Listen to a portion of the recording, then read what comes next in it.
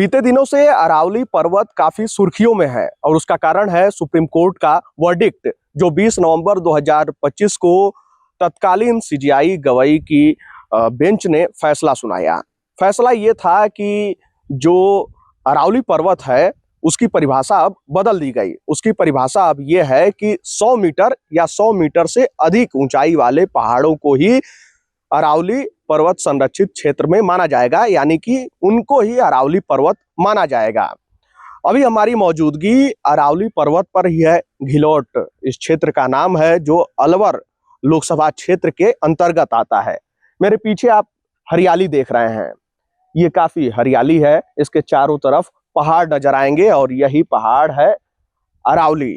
वो अरावली जिसके बारे में कहा जाता है कि ये लगभग 3.5 अरब साल पुराना पर्वत है। तो सोचिए कि 3.5 अरब साल पुराना पर्वत जो मनुष्यों के आने के पहले से है, अब उसकी भी जान खतरे में है, यानी कि अब वो भी नष्ट होने के कगार पर है। जिस तरीके से ये सुप्रीम कोर्ट का फैसला आया है उसके बाद से यही सवाल खड़ा हो रहा है।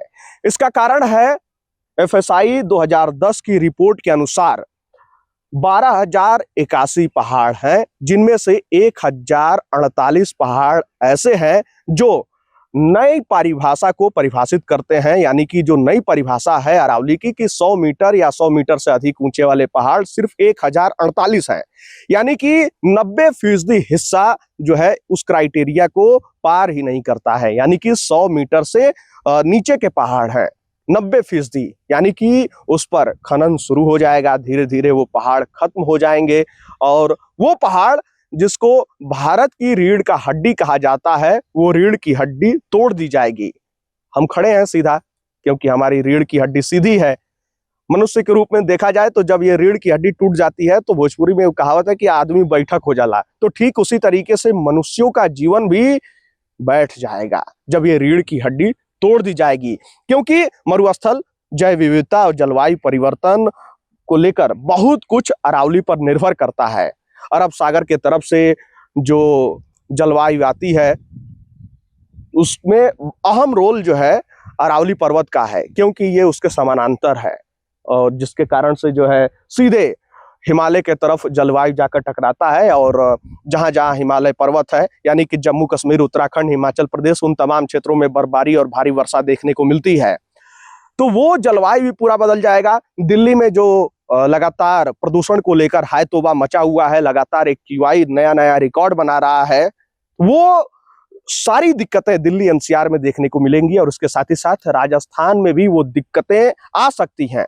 तो अरावली के जाने के बाद खतरे बहुत सारे हैं, इसीलिए सवाल उठ रहा है और ये सवाल उठना लाजमी भी है। और देखिए यहाँ पर जो ये लाल रंग के पत्थर नजर आ रहे हैं ना, ये लाल रंग के पत्थर जो है वो माफियाओं के काफी प्रिय हैं। प्रिय इसलिए है कि इनका सबसे ज्यादा खनन होता है। ये देखिए ये लाल रंग के पत्थर जो नजर आ रहे हैं, देखिए यहाँ भी कुछ कटान हुआ है, क्योंकि यहाँ भी आप देखेंगे पत्थरों को तो साफ साफ लग रहा है कि यहाँ से पत्थर निकाले गए हैं। यहाँ से पत्थर निकाले जाते हैं, टुकड़ियों में इकट्ठा किए जाते हैं, बड़े बड़े पत्थर होते हैं। उसके बाद जो है इनको अलग अलग राज्यों में भेजा जाता है। जो आप दिल्ली NCR में ऊंची ऊंची इमारतें देखते हैं, उन ऊंची ऊंची इमारतों में इसका इस्तेमाल होता है। उसको विकास का नाम दे दिया जाता है, लेकिन उस विकास के नाम पर इस प्राकृतिक धरोहर को नष्ट किया जाता है। और ये प्राकृतिक धरोहर अगर नष्ट हो गए तो फिर हम मनुष्यों का जीवन यापन संभव नहीं हो पाएगा। क्योंकि आप दिल्ली में अस्पतालों में भी देख रहे हैं, दिल्ली के अस्पतालों में किस तरीके से मरीजों की संख्या बढ़ रही है, सांस की समस्या सामने आती है प्रदूषण की वजह से।